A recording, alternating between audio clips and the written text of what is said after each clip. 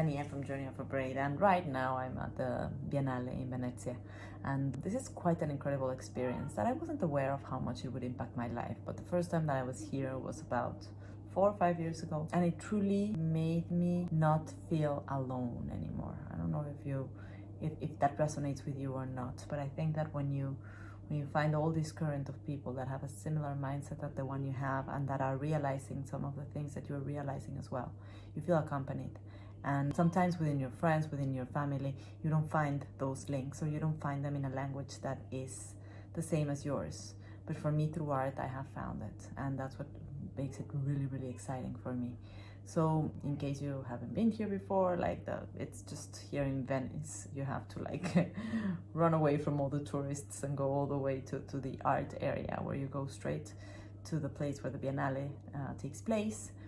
And all the different countries have a pavilion where they represent the work of, it's like a thermometer. So it's basically the people that represent the most, the voices or the overall feelings of a country, or at least that's what they try to do. It's not always too successful.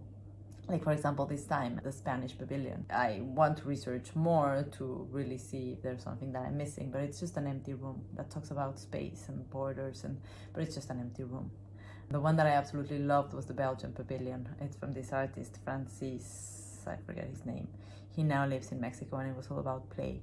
And it's one of these exhibitions that is a feel good, because it makes your heart warm, it makes you hopeful.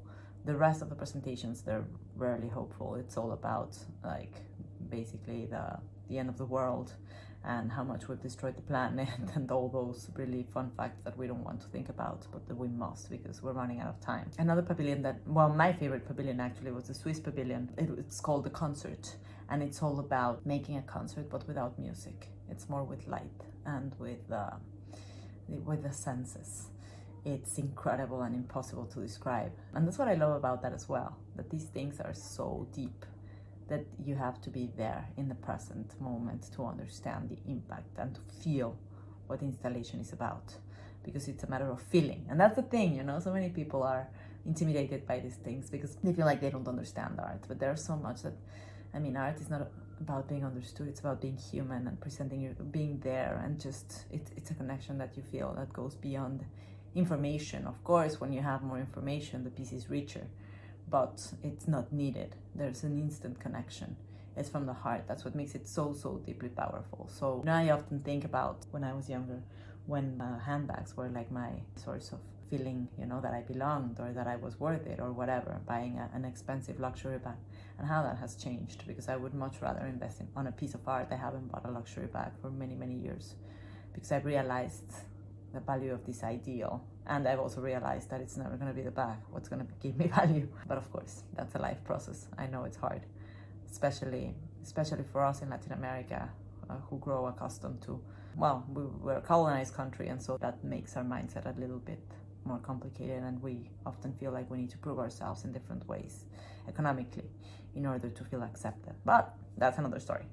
The thing is, those are some of the most incredible pavilions. There's also Denmark, that shows this apocalyptic view of the world with this horse, human animals that are totally destroyed, and where you can see that humanity is just not working anymore. Also very hard to explain, but so deep. The Mexican pavilion is this images. Well, it's not a pavilion, it's just a room. It's just these dresses that go up and down in a very ghost-like way. But it's extremely well done as well. And I guess those are the ones that call my attention the most. And the whole city is taken over by the Biennale. Many of the palazzos are open for viewing, either exhibitions that are part of the Biennale or other exhibitions. And it's incredibly valuable to see all these voices come together in one same city. It's overwhelming as well, extremely tiring. But it is one of those things that change your perception of the world. And all I'm left with is this uttermost feeling and desire to find a way to make something, to create something that resonates with enough people to shift this balance to a better place. And I hope you feel the same way. I'm Dania from Journey of a Braid, and just braiding the story of the Biennale into this narrative in the hope that you hear me, in the hope that you share this feeling of wanting to bring about change, because we really need to.